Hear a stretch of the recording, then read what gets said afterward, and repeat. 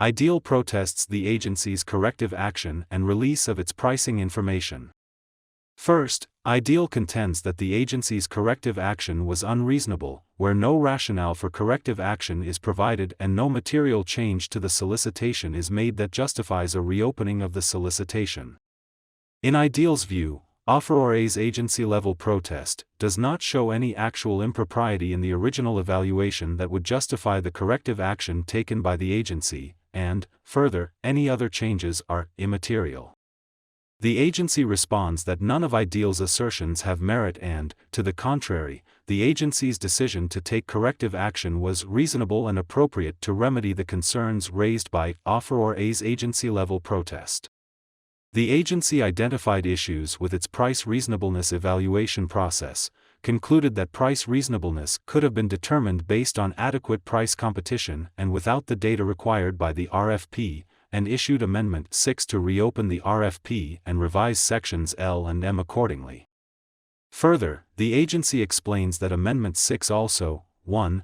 Increased the quantity of GMTKs by 33% due to backorders, 2. Updated the CLIN structure to prevent confusion about the materials for which offers were required to submit pricing information, and 3. Revised the PWS to provide further clarity regarding the method of storing the wrenches.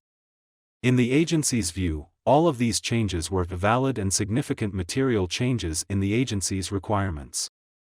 As a general rule, agencies have broad discretion to take corrective action ere the agency has determined that such action is necessary to ensure fair and impartial competition. The details of implementing the corrective action are within the sound discretion and judgment of the contracting agency, and we will not object to any particular corrective action, so long as it is appropriate to remedy the concern that caused the agency to take corrective action.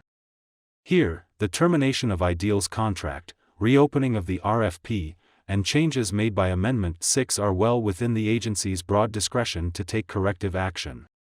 The changes to sections L and M with respect to the agency's price reasonableness evaluation appear appropriate to remedy the concerns raised by Offeror A's agency-level protest.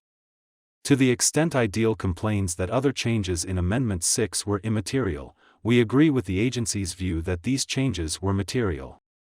Material terms of a solicitation are those which affect the price, quantity, quality, or delivery of the goods or services being provided. Therefore, we deny this basis of protest. Finally, Ideal complains that the agency's release of its pricing information from the original contract award significantly and materially disadvantages Ideal's competitive position, where the agency improperly failed to release the pricing of other offerors. As a general matter, agencies are not required to equalize the possible competitive advantage flowing to other offers as a result of the release of information in a post-award setting where the release was not the result of preferential treatment or other improper action on the part of the agency. Here, Ideal's price was properly released to its competitors in the context of a post-award notice as required by FAR Section 15.503(b), and a post-award debriefing as contemplated by FAR Section 15.506(d)(2), and not as a result of preferential treatment or other improper action on the part of the agency. Therefore, the agency was not required to equalize any competitive advantage that may have resulted from the release of Ideal's price.